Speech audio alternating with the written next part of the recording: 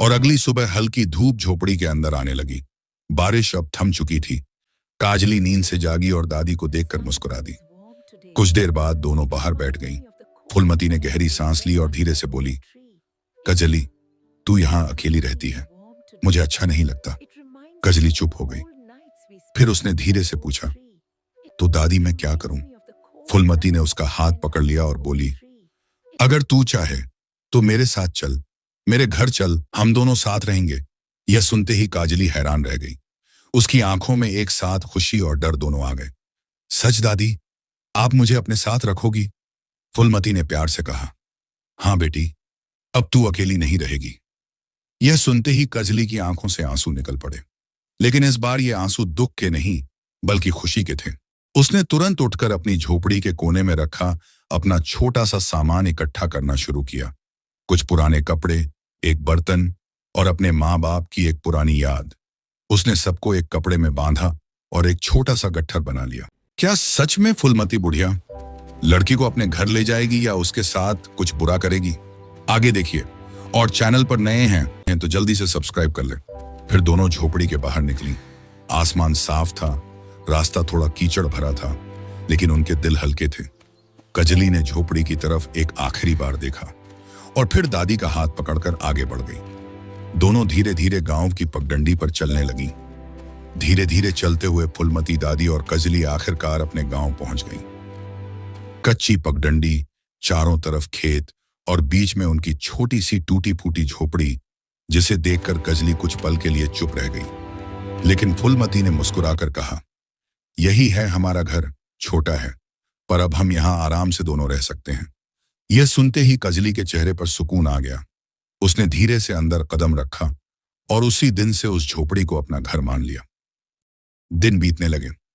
गरीबी तो थी, लेकिन अब अकेलापन नहीं था। हर सुबह फूलमती दादी जल्दी उठती, अपने पुराने कपड़े संभालती और दूर दूर के गांवों में भीख मांगने निकल जाती। वहीं काजली घर पर रहती, झोपड़ी साफ करती, पानी भरकर लाती, चूल्हा जलाती और दादी के आने का इंतजार करती। शाम को जब फूलमती वापस आती तो कभी उनके पास चावल, कभी थोड़ी सब्जी तो कभी आटा होता। काजली तुरंत चूल्हा जलाकर खाना बनाती और फिर दोनों साथ बैठकर सादा खाना खाते। पर उस खाने में जो सुकून था वो किसी अमीर के घर में भी नहीं मिलता। धीरे धीरे उनका रिश्ता इतना गहरा हो गया कि लोग उन्हें माँ बेटी ही समझने लगे।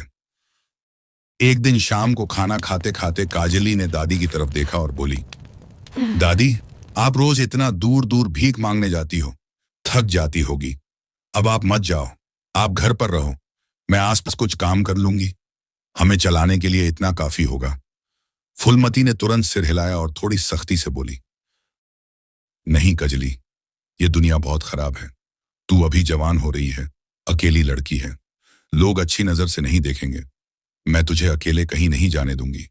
जब तक मैं जिंदा हूं तुझे किसी काम की जरूरत नहीं, तू बस घर पर रह। कजली चुप हो गई।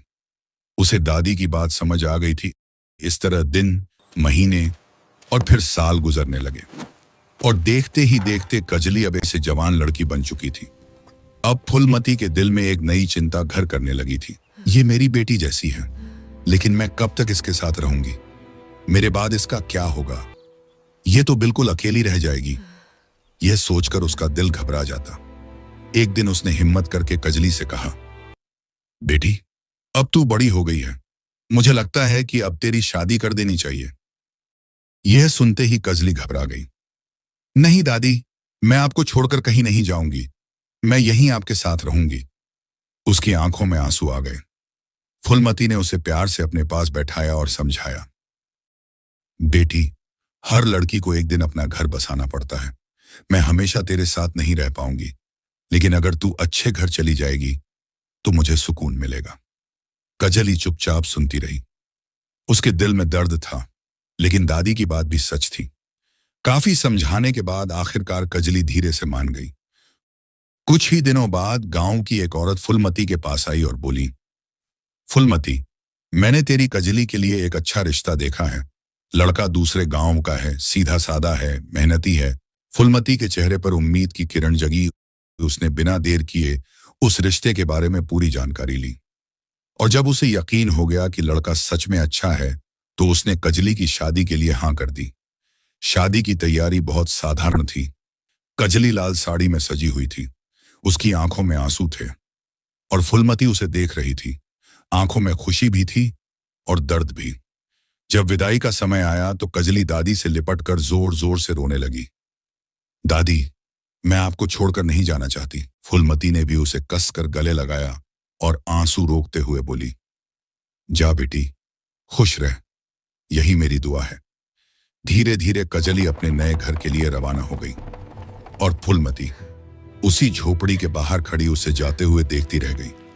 उस दिन फिर से वो झोपड़ी खाली हो गई, लेकिन इस बार अकेलापन पहले से भी ज्यादा भारी था। समय ऐसे ही धीरे धीरे बीतता चला गया और देखते ही देखते कजली की शादी को पूरे 5 साल हो गए।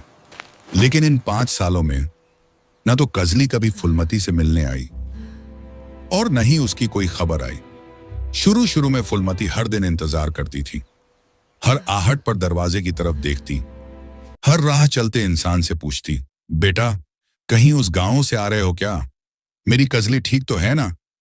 लेकिन हर बार उसे सिर्फ खामोशी ही मिलती। धीरे धीरे इंतजार दर्द में बदल गया और दर्द अब अकेलेपन में। एक रात फुलमती अपनी झोपड़ी के कोने में बैठी थी। चारों तरफ सन्नाटा था और उसकी आंखों से आंसू लगातार बह रहे थे। वह धीरे धीरे बुदबुदा रही थी, कजली, एक बार आ जाती बेटी, बस एक बार। और तभी उसके मन में एक फैसला जन्म लिया, मैं खुद ही अपनी बेटी के पास जाऊंगी। अगली सुबह बहुत दिनों बाद फुलमती के चेहरे पर एक छोटा सा निश्चय दिख रहा था। उसने तय कर लिया, अब चाहे रास्ता कितना भी लंबा क्यों ना हो, वह अपनी कजली से मिलने जरूर जाएगी। फुलमती ने अपने पुराने से कपड़े ठीक किए, उसमें उसने कुछ सूखी रोटियां रखी, साथ में एक प्याज भी रखा ताकि रास्ते में भूख लगे तो खा सके। फिर वह झोपड़ी के कोने में गई जहां उसने एक चीज बहुत संभाल कर रखी थी, एक नई साड़ी। वो साड़ी उसे किसी ने बहुत पहले दी थी, लेकिन उसने कभी पहनी नहीं। वह हमेशा कहती थी, जब मेरी कजली आएगी तब उसे पहनाऊंगी। आज उसने वही साड़ी उठाई, धीरे से उसे अपने हाथों में लिया और उसकी आंखें भर आईं। अब मैं ही अपनी बेटी के पास जा रही हूं, यह साड़ी उसी को दूंगी। फुलमती ने अपनी झोपड़ी को आखिरी बार देखा और फिर धीरे धीरे कदम आगे बढ़ा दिए। रास्ता आसान नहीं था, कई गांव पार करने थे, कई दिन और कई रातें लगने वाली थीं। लेकिन इस बार उसके कदमों में थकान नहीं थी, क्योंकि उसके दिल में सिर्फ एक ही उम्मीद थी, अपनी बेटी से मिलने की। दिन भर वह चलती रहती। जब बहुत थक जाती तो किसी पेड़ के नीचे बैठ जाती, अपनी गठरी खोलती, एक सूखी रोटी निकालती और प्याज के साथ धीरे धीरे खाती। हर निवाले के साथ उसे कजली की याद आती। पता नहीं मेरी बेटी खाती भी होगी या नहीं, उसका ख्याल कौन रखता होगा। रात होती तो वह किसी पेड़ के नीचे या खाली खेत के किनारे लेट जाती, आसमान की तरफ देखती और तारों से जैसे बात करती, भगवान मेरी बेटी को ठीक रखना। ऐसे मजेदार वीडियो देखने के लिए हमारे चैनल को अभी सब्सक्राइब करें और वीडियो को लाइक करना बिल्कुल मत भूलें।